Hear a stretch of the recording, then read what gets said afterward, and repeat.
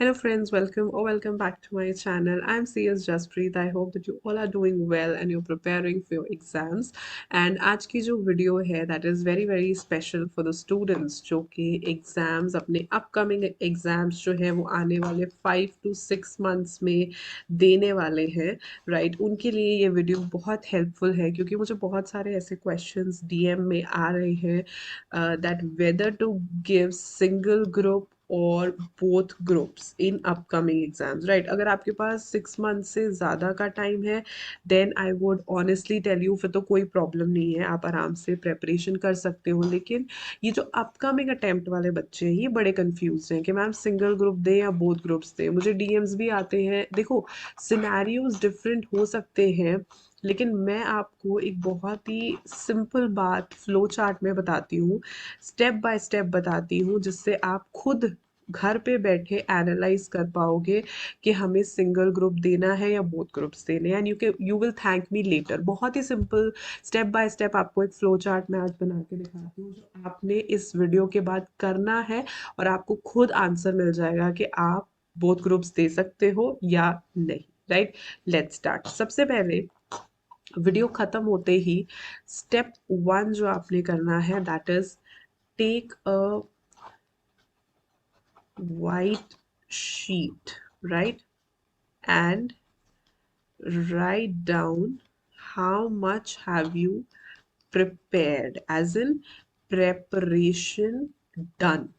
ठीक है और प्रेपरेशन डन का मतलब ये नहीं है कि हाँ भाई मैंने एक रीड लिया था एंड दैट इज इट नहीं आपने अच्छे से आपको समझ आ गया द मेन पॉइंट इज आपको समझ आ गया वो टॉपिक्स वो सब्जेक्ट्स वो ग्रुप्स जो आपने अच्छे से प्रिपेयर कर लिए हैं स्टेप 1 में सबसे पहले आपने वो सारे जो ग्रुप्स हैं वो नोट डाउन करने हैं ताकि आपको जब पता चल जाए that how much have you prepared right how much have you prepared because ये फर्स्ट चीज है जो किसी भी डिसीजन के लिए हेल्प करेगी कि आपने कितनी प्रेपरेशन कर ली है राइट उसके बाद आता है स्टेप 2 में आपने लिखना है how much preparation is left ठीक है यानी कि सबसे पहले हमने देखा आपने कितना कर लिया और अब आप देखोगे कि कितना आपकी प्रेपरेशन रह गई है in terms of study material अगर आप सेल्फ स्टडी कर रहे हो इन टर्म्स ऑफ लेक्चर्स अगर आप किसी के लेक्चर्स ले रहे हो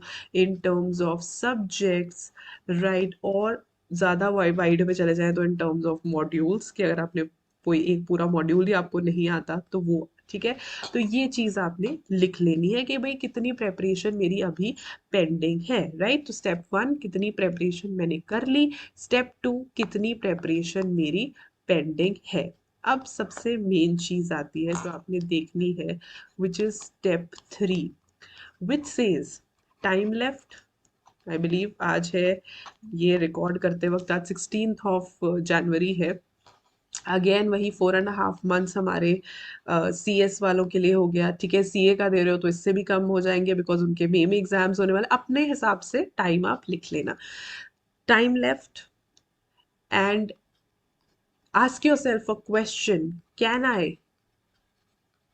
prepare and revise the leftover syllabus in the remaining time बैठो पूछो खुद से क्या बचे हुए टाइम में मैं ये सिलेबस जो मैंने अभी एनालाइज किया वो मैं पढ़ लूंगा मैं रिवाइज कर लूंगा प्रिपेयर एंड रिवाइज दोनों साइड बाय साइड सिर्फ प्रिपरेशन नहीं सिर्फ एक बार पढ़ के जाके तो याद नहीं रहेगा प्रेपरेशन एंड रिविजन क्या मैं कर लूंगा प्रेपरेशन एंड रिविजन 4.5 months में राइट ये आपने अपने आप से क्वेश्चन पूछना है और एकदम आई वुड से कि बिल्कुल ऑनेस्ट आंसर होना चाहिए यहाँ पे हमारा टारगेट है पेपर क्लियर करना वो तभी हो पाएगा अगर हम ऑनेस्ट रहेंगे अगर अपने साथ ऑनेस्ट नहीं रहेंगे तो एग्जामिनर के साथ क्या ऑनेस्टी दिखाएंगे है ना सो वेरी इंपॉर्टेंटली ऑनेस्ट रहो अब यहाँ से स्टेप 4 में आपके पास दो चीजें आ जाएंगी अगर तो आपका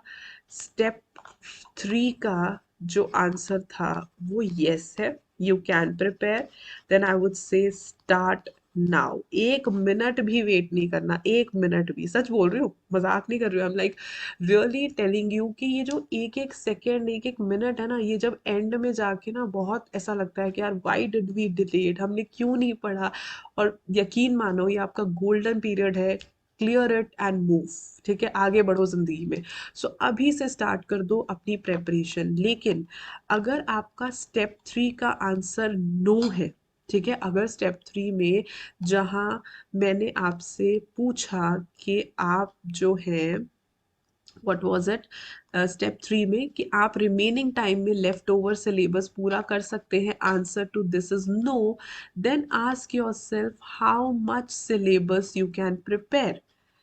ठीक है, how much syllabus you can prepare. अगर दोनों मॉड्यूल्स नहीं, क्या एक मॉड्यूल भी हो सकता है, राइट? एक मॉड्यूल क्या आप क्लियर कर सकते हो?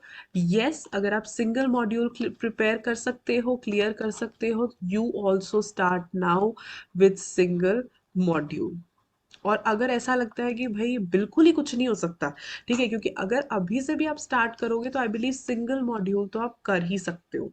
ठीक है, तो इसलिए आप जो है, आप सिंगल मॉड्यूल की तैयारी शुरू कर दो। Why are you waiting, what are you waiting? ठीक है, तो इस तरीके से आपने डिसाइड करना है कि मैंने ग्रुप 1 और 2 यानी कि सिंगल ग्रुप देना है या बोथ ग्रुप्स देने हैं। ठीक है, कैसे डिसाइड करना है आपने? सबसे पहले आपने करना है how much preparation is done.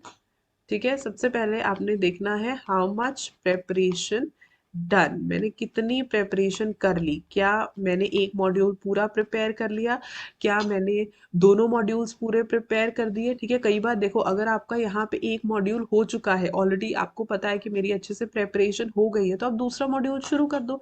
Right, तो सबसे पहले आपने देखना है कितनी प्रेपरेशन आपकी हो गई है। सिंगल मॉड्यूल हो गया तो बहुत अच्छा, आप दूसरा मॉड्यूल स्टार्ट कर दो।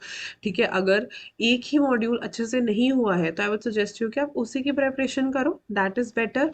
राइट, फिर आपने देखना है प्रेपरेशन लेफ्ट, यानी कि एक मॉड्यूल पूरा पड़ा है, 2 मॉड्यूल्स पूरे पड़े हैं। जैसे कई बच्चे होते हैं ना कि बस दे देते हैं paper, right, they don't actually realise कि हमने अच्छे से प्रेपरेशन की है नहीं की है, तो वो तो फिर 2 मॉड्यूल्स के लिए बच गए।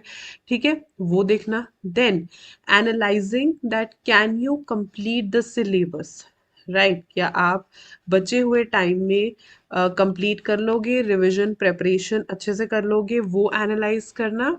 And then of course deciding decision.